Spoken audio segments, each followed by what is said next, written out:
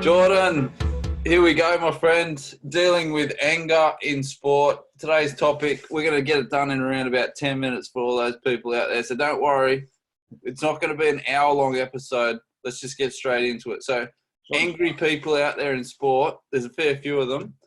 You and I can think off the top of our head of probably 3 or 4 that we've grown up with just like that. We should probably personally send out invitations for this YouTube to those people. But, mate, anger in sport can be a huge topic. It's definitely worth at least one episode that we do. So we've got a couple of things we want to run through. Then, as per normal, 3 things to take away so you can actually do something about it. How about we start with the whole thing of emotional intelligence, emotional control, and we talk about that a little bit, huh? Yeah, sounds good.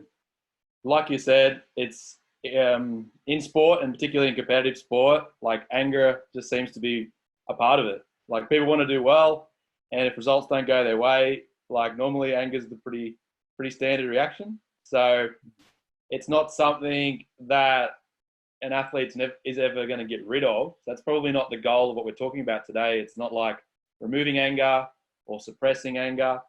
And also, in terms of like another video we talked about judging emotions, it's not a bad emotion either. Like it's not something that you should judge yourself for having. So it's none of those things. And it's like part of the human experience. Yeah, exactly.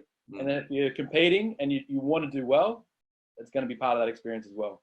So yeah, that's the starting point. It's not, we're not trying to get rid of it, and we're not trying to stop it, and we're not trying to judge it.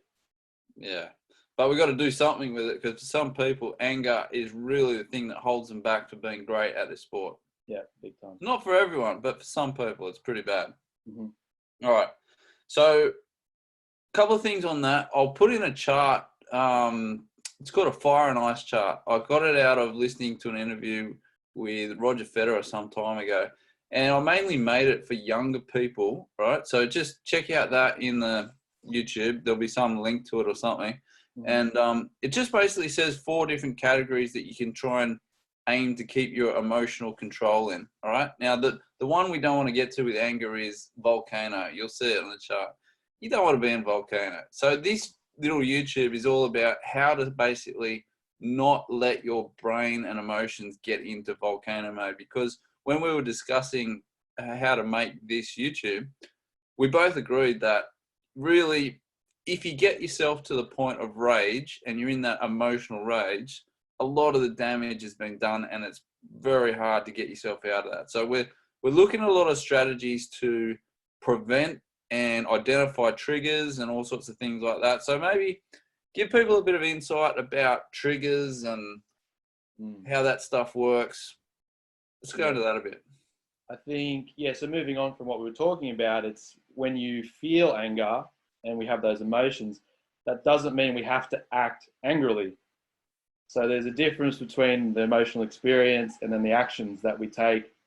And so, like just because I'm angry, that doesn't mean I need to swear and abuse my teammates or yell at the ref or throw things. Okay. So I think there's the difference between like we're saying, maybe dirty emotions and clean emotions, or dirty actions and clean actions. So if an athlete can start with working out some values and how they want to behave when they're playing the sport, and maybe when they're practicing and everything like that, they can be more aware of letting those guide them even when they're feeling angry. So I think it's a bit of a myth in maybe some parts of psychology that in order for me to act well and have good behaviors, I need to feel good, have good behaviors. And it's just not an attainable thing. So we're trying to still be able to have good actions with some bad or some heavy to experience emotions. Like I can still act in a respectful way to my teammates, and it's harder to do that, isn't it? Yeah, but that's what we're going to work towards. Working towards not controlling the emotion of anger, but towards being able to act in a way that's helpful even when we have anger. All right. So a nice simple way for people to kind of frame this in their head is dirty and clean. Use those two, like kind of split your mind, like put a page in your mind right now, split it in two, and on one side, put the word dirty, on the other side, put the word clean. So you can be feeling dirty, right, and still act kind of clean, all right? Mm-hmm. So that may help people kind of picture it and put it into use later on. Very good point. Now, triggers. Some people can get angry over the littlest of things. The weather. It's 2 degrees hotter than what it normally is today, and I have to compete. This is ridiculous. Life is so unfair, and anger just then escalates. Mm-hmm. Triggers are fascinating things. Yeah. I think if we're going to look at triggers, there's normally maybe something a little bit under the surface that's going on. So if I'm getting really angry at, I don't know, a little bit of traffic in the morning, which is just, I don't know, it's part of reality, part of the world. It might not be so much the problem with the traffic. It might be something that's going on inside of me that I might need to work on. So sometimes our triggers can be like a little warning or a flag for stuff that I need to have a look at, maybe observe, like we've talked about, observing things. And that could be stuff that I'm gonna have to have a look at and have to work on myself, because there's always going to be frustrating little things in our world.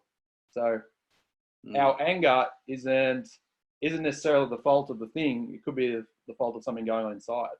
Yeah, good call. All right, so while we're on the topic of peeling back layers, now this is something probably more directed at like adulthood. All right, so what happens I see is some athletes out there, they're angrier than other athletes, and they can recognize that, but they have no idea why, and they have no idea what to do about it. And it's in psychology, it's real unconscious, subconscious type of control over their mind, which is irritating, and it's very detrimental to some athletes. Mm-hmm. And everyone else around them also is telling them, hey, what's your attitude? Otherwise, you're going to get booted out of the team, or you're not going to make this or something like that. And they're like, damn, it's that attitude, anger thing again. So while we're peeling back the layers here, we're not going to throw people onto the Sigmund Freud couch, but you do need to have a little look and say, look, like a lot of things, some of these patterns of behavior have come from conditioning of how you were brought up, right? And there may be something there that is triggering constant anger.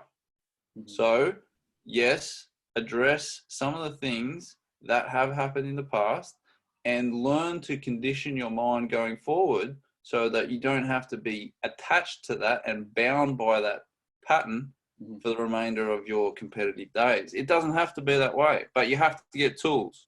Mm-hmm. And what are the tools? Well, it takes a bit of work. It's not going to get covered in this video. Yeah. And it's also like being aware of how our emotions work. And they're like the weather. They come and they go and they change every day. And so you can observe that I am not anger. Like, that is not who I am. Like, I'm not angry right now. I'm experiencing anger. It's part of, it's a part of like the emotions that we all go through every day. So if you can also be able to sort of detach yourself a little bit from the experience, it's just something that comes and goes, and it's just part of sport.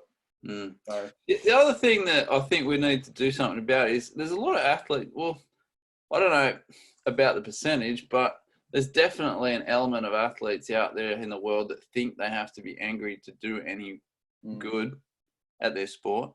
Mm-hmm. And I would say to that you want to play or compete in a determined, focused, clear frame of mind rather than anger, and you'll get more out of yourself. Yeah, for sure. Yeah, it's, I guess, in culture today, you might see some athletes being really angry, and people might say, oh, it just means that he really wants it and he's really determined.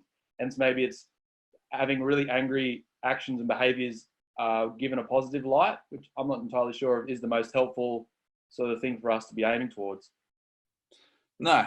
Look, there's times when you're going to naturally get angry in sport. It's going to happen. But playing consistently or competing consistently in an angry state, for one, it's going to wear you out. Mentally, you're going to burn a lot of juice. Yeah.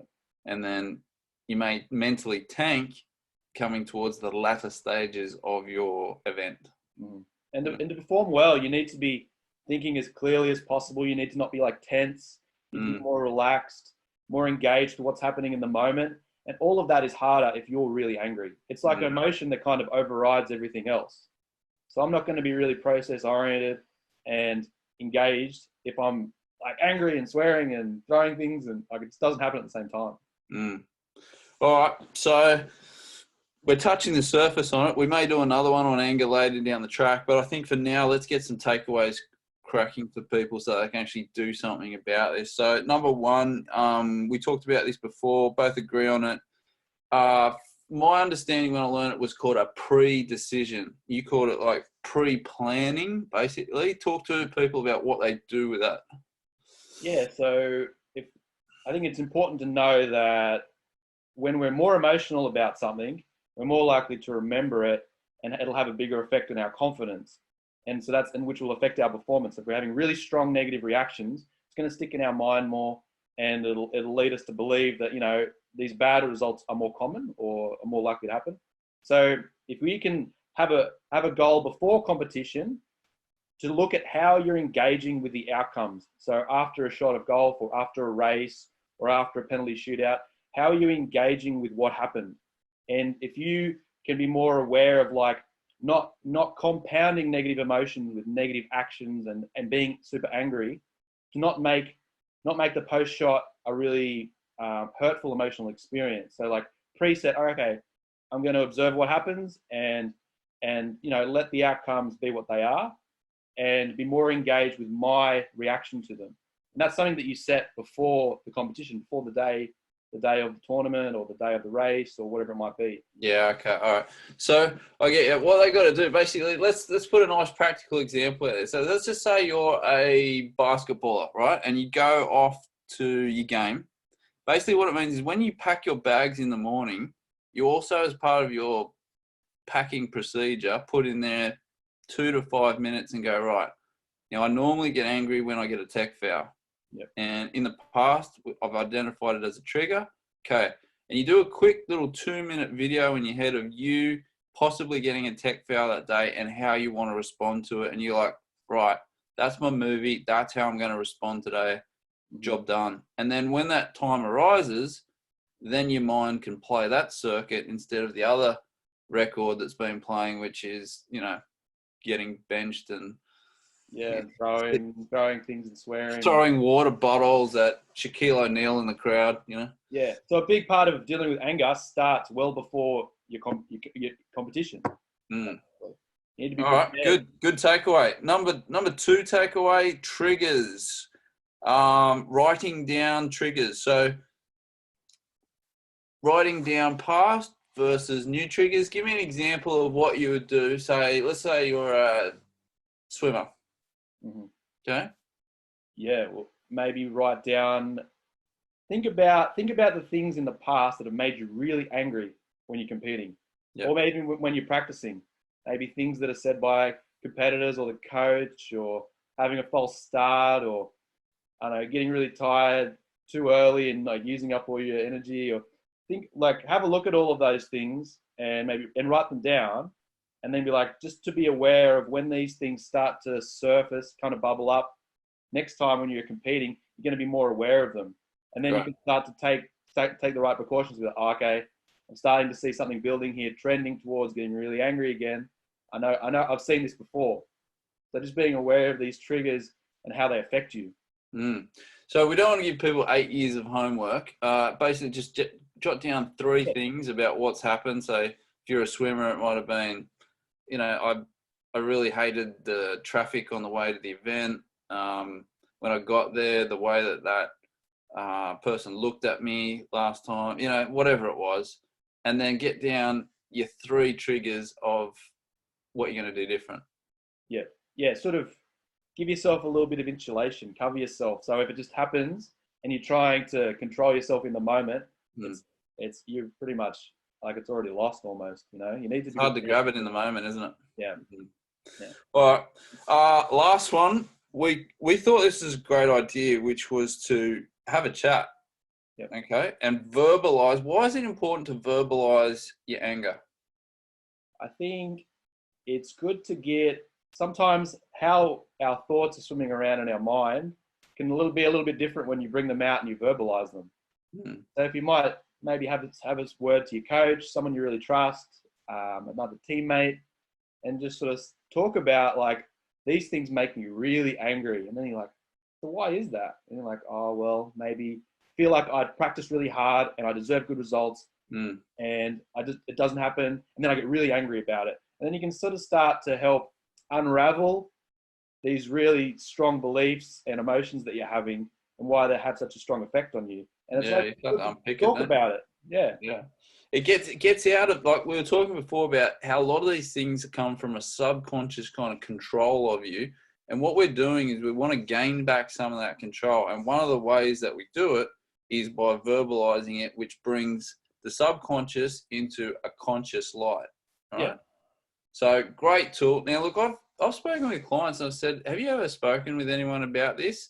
And they've been harboring some of these angry thoughts about things for years sometimes, never had a chat with anyone about it. And so the anger builds up, builds up, builds up. And it's like that Seinfeld episode. If people have seen it, they'll laugh. The Serenity Now one, where, you know, they basically, you watch the Seinfeld episode, you know what I'm talking about. But basically, you don't want to have that anger building up. So have a chat with someone, whether it's a good friend, obviously someone you trust and who's a decent listener is going to help. If you chat with just someone who's a horrible listener and who doesn't care about you, good luck getting a good response, right? Yeah. So, yeah, I mean, that's why you have coaches as well. So if you want to do that, you know, but verbalizing it, look, as funny as it sounds, even verbalizing it to like the wall or a pillow, in an inanimate object, if I can say that correctly, would help in some way. Yeah, bring it out into the open and have a look at it. These are the things that really make me angry. And you're like, why is that? Okay, maybe, you know, and for everyone it'll be different. I've got a funny feeling we're going to be revisiting anger again at some stage. Yeah, it's emotional control is something. It's not everything. I think sometimes psychology in sport gets grouped down to, most people think of it as that. Oh, that person gets out of control emotionally, and there's a lot more to dealing with your mind in sport than that. But that's probably enough for the day, huh? Yeah, no, sounds good. All right. Thank you, girls and guys. We'll see you in the next one.